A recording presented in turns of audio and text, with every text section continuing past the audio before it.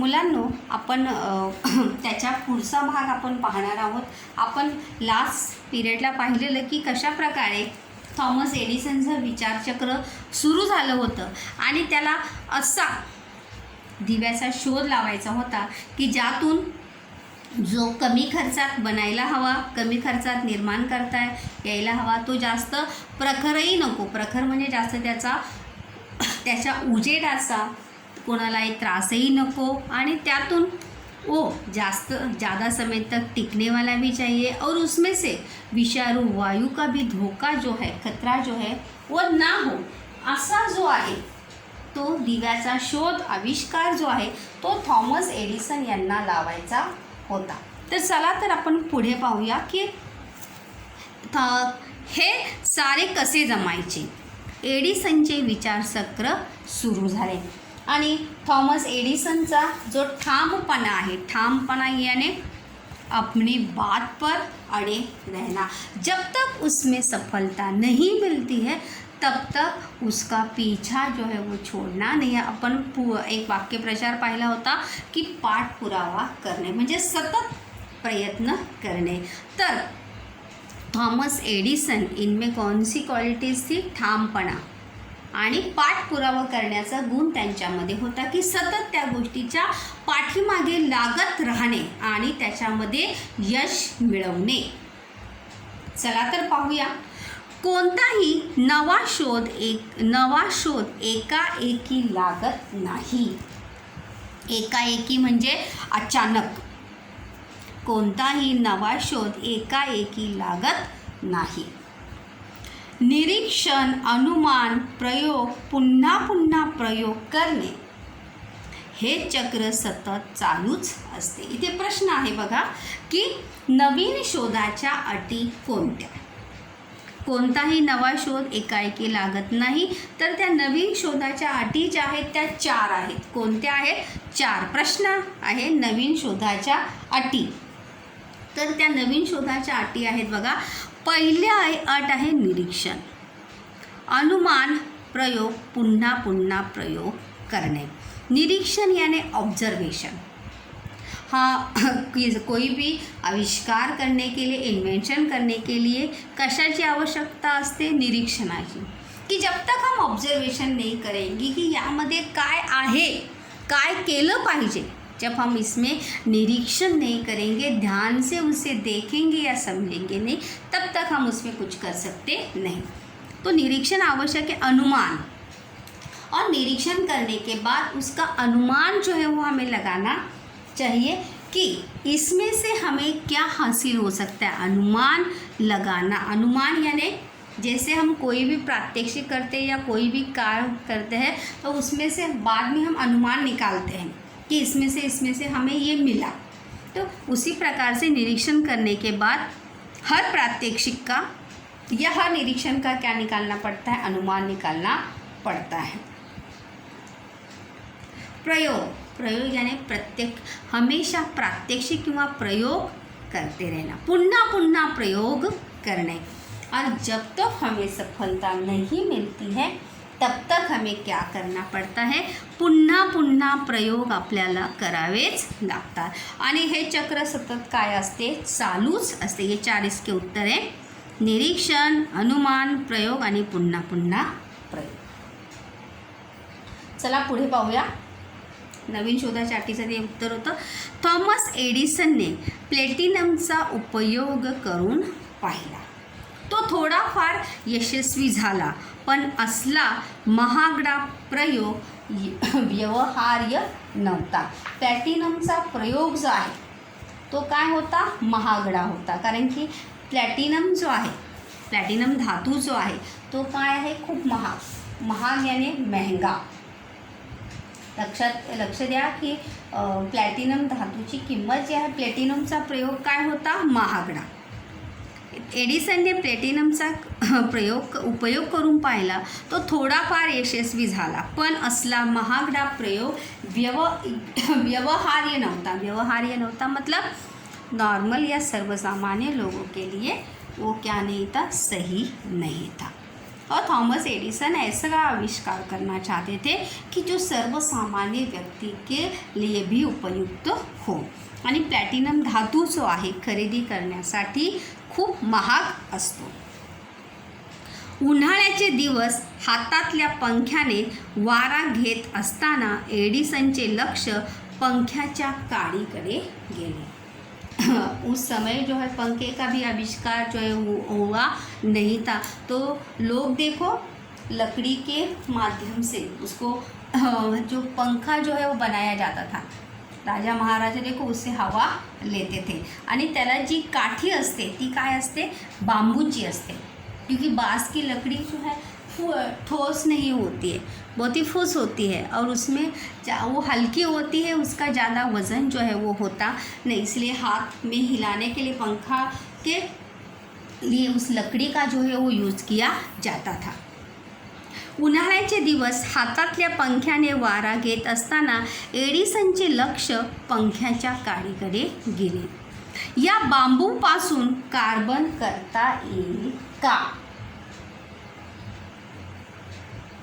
या बांबूपासून, जैसे अभी मैंने बताया कि बांबू की जी काठी या लकड़ी रहती है वो ज़्यादा फूस असते, ज़्यादा कड़क या उसका वज़न जो है वो ज़्यादा होता नहीं. इसीलिए थॉमस एडिसन के दिमाग में ये प्रश्न आया था की या बांबूपासून कार्बन करता येईल का. प्रश्नचिन्ह आहे बघा आणि दुहेरी अवतरण चिन्ह आहे. काय आहे, दुहेरी अवतरण चिन्ह. मनात विचार आला की लगेच प्रयोगांना सुरुवात. और थॉमस एडिसन का स्वभाव ही ऐसा था कि जी गोष्ट मन में आती थी उसका प्रयोग या प्रात्यक्षिक करने के लिए वो क्या करते थे, शुरुआत करते थे. लगेच प्रयोगांना सुरुवात. प्रयोग का वचन बदल के एक वचन भी प्रयोग होगा, उसका अनेक वचन भी क्या होगा, प्रयोग ही होगा.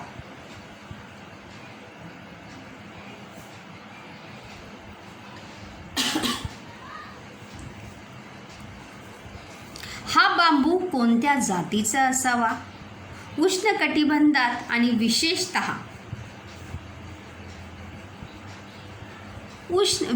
आफ्रिका आणि आशिया खंडात बांबूच्या असंख्य जातींची लागवड केली जाते. प्रश्न पण आहे इथे बघा की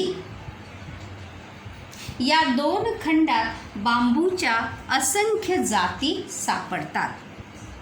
खंड याने महाद्वीप बघा, या दोन खंडात बांबूच्या असंख्य जाती सापडतात. ते दोन खंड कोणते आहे, आफ्रिका आणि आशिया. आपला भारत देश कोणत्या खंडामध्ये आहे, आशिया या खंडामध्ये आहे. आणि या दोन खंडामध्येच बांबूच्या असंख्य जातीची लागवड केली जाते. लागवड म्हणजे शेती या खेती करना या उसकी ज़्यादा से ज़्यादा क्या होती है, पैदावार होती है.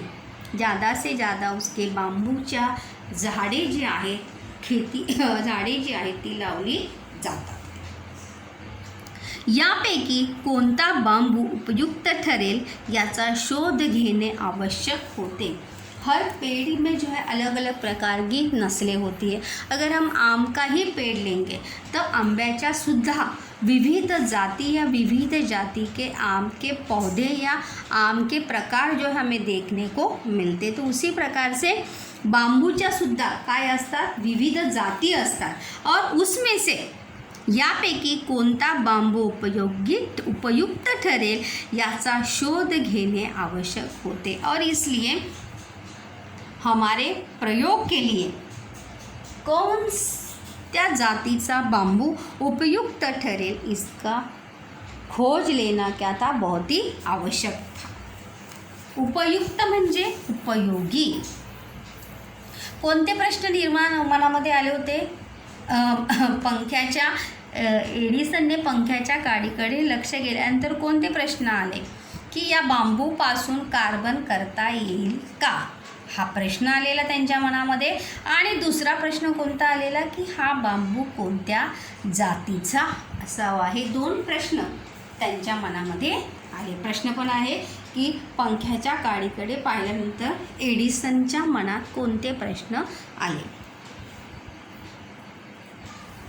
बांबूच्या जाती गोळा करण्यासाठी एडिसनच्या सहकाऱ्यांनी आफ्रिका खंडात हजारो मैल पायी प्रवास केला. हजारो मैल यानी किलोमीटर. बांबूच्या जाती अभी थॉमस एडिसन अकेले ही थे क्या, उनके सहकारी मित्र त्या प्रयोग में, उनके उस प्रात्यक्षिक में, उनके आविष्कार में साथ देने के लिए उनके बहुत सारे साथी भी उनके साथ में थे. आणि त्यामुळे त्या जाती गोळा करण्यासाठी आफ्रिका खंडात हजारो मैल जो आहे त्यांनी पायी प्रवास सुरू केला. त्या ठिकाणी त्यांना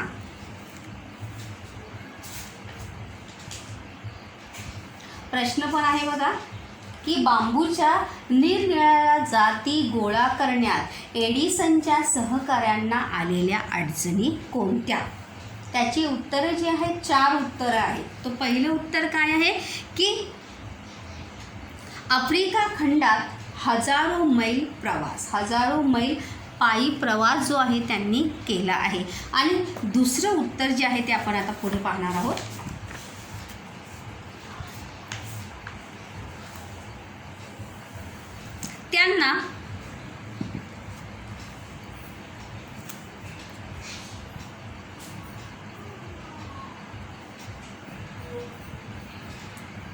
त्यांना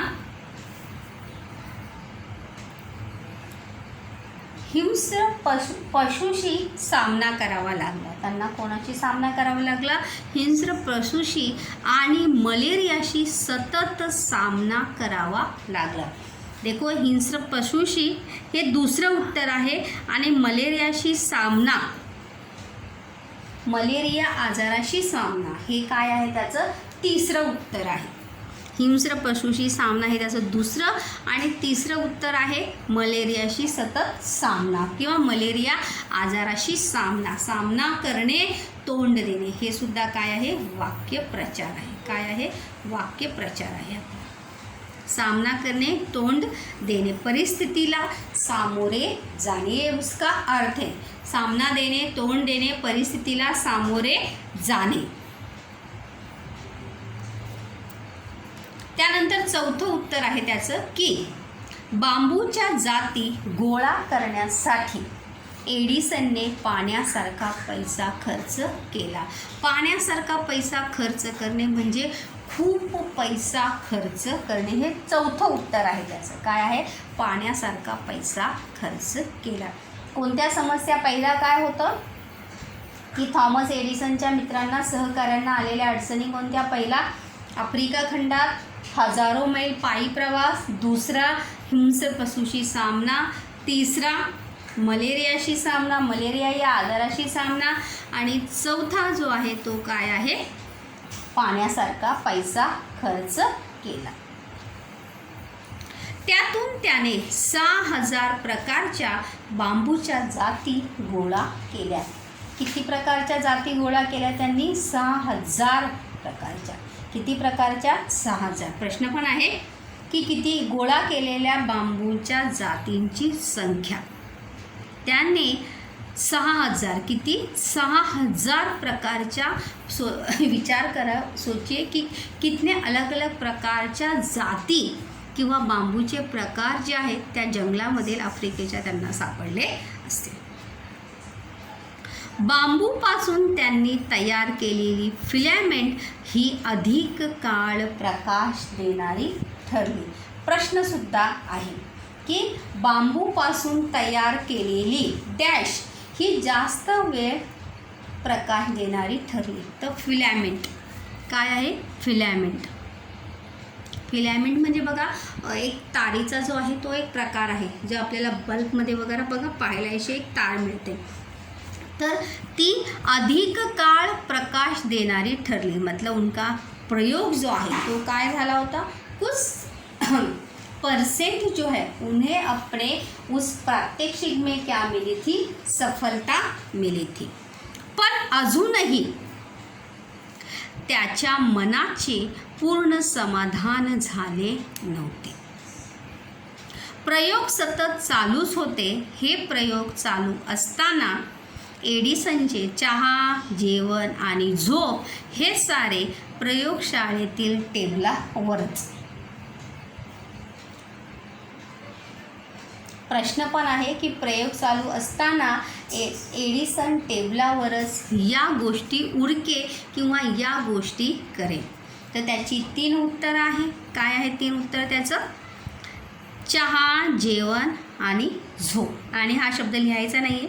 चहा, जेवण, झोप हे सारं जे आहे थॉमस एडिसन प्रयोगशाळेतील टेबलावरच त्यांचा या सर्व गोष्टी ज्या आहेत आपल्या दिनक्रम जो आहे तो त्यांचा त्या प्रयोगशाळेतील टेबलावरच ते करत असे. पुढे पाहूया. भूक लागली की उभ्या उभ्याच थोडेसे खायचे. थकल्यासारखे वाटले की बसल्या बसल्या थोडीशी डुलकी घ्यायची. पुढे प्रश्न पाहूया की लगेच दुसरा एक प्रश्न आहे मुलांनो की प्रयोग चालू असताना थॉमस एडिसन किंवा फक्त एडिसन जेवण व झोप अशा प्रकारे घे. प्रयोग चालू असताना एडिसन जेवण व झोप अशा प्रकारे घे. तर कशा प्रकारे घे? त्याचं पहिलं उत्तर काय आहे?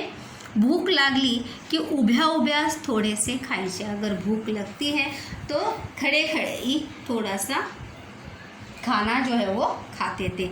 आणि झोप कशा प्रकारे घेत असे ते? थकले की बसल्या बसल्या थोडीशी डुलकी घ्यायची. डुलकी घेणे म्हणजे थोडीशी झोप घेणे. आंखें बंद करके वहीं पे वो क्या कर जाते थे? सो जाते थे. तिथले बसल्या जागी काय होत असे? त्यांना झोप लागत असे. डुलकी घेणे म्हणजे डोळा लागणे.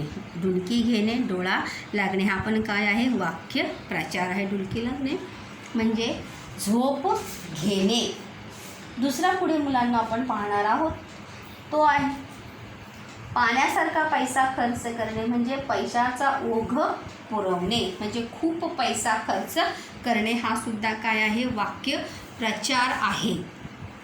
पाण्यासारखा पैसा खर्च करणे म्हणजे खूप पैसा खर्च करणे. तरीही कामातून थोडीशी फुरसत मिळाली. फुरसत मिळणे म्हणजे वेळ मिळणे हा सुद्धा काय आहे मुलांनो? वाक्य प्रचार आहे. फुरसत मिलने म्हणजे वेळ मिलने, समय मिलना. जैसे ही उन्हें अपने काम से क्या मिलते था? समय मिलता था. की एडिसन त्यांच्या सहकाऱ्यांना समुद्रावर मासे मारायला किंवा नृत्याच्या नाही तर गाण्याच्या कार्यक्रमाला घेऊन जायचा.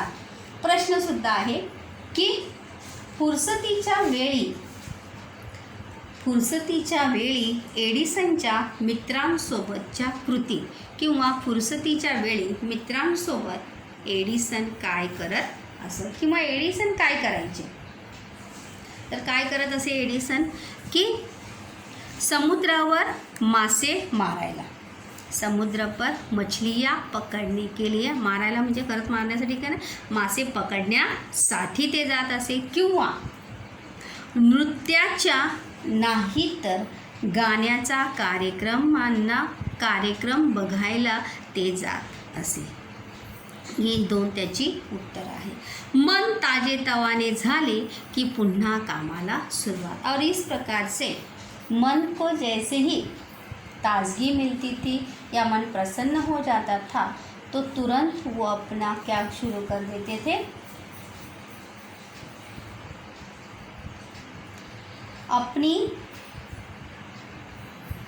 अपना प्रात्यक्षिक किंवा आपला प्रयोग जो आहे तो ते करण्यासाठी सुरू करत असे. तर इथे सोमताचा प्रश्न कोणता येऊ शकतो की तुमच्या मनात येणारा विचार प्रत्यक्षात आणण्यासाठी तुम्ही कोणकोणते प्रयत्न कराल? की तुमच्या मनात येणारा नवीन विचार प्रत्यक्षात आणण्यासाठी तुम्ही कोणकोणते प्रयत्न कराल?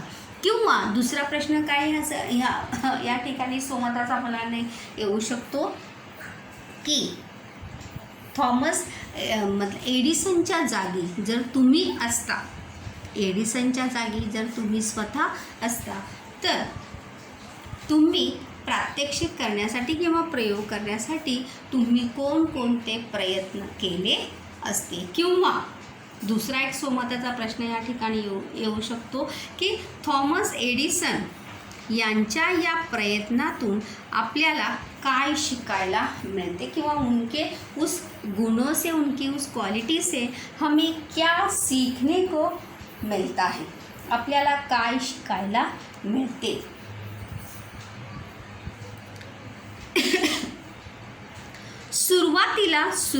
सुरुवातीला दिव्याच्या प्रयोगाबाबतची प्रत्येक कल्पना योग्य आहे असे एडिसनला वाटायचे. शुरुआती शुरुआत के दिनों में थॉमस एडिसन को ऐसा लगता था कि दिव्याच्या मतलब दिए के आविष्कार के पीछे जो कल्पना है वो हर कल्पना उन्हें क्या लगती थी, सही लगती थी.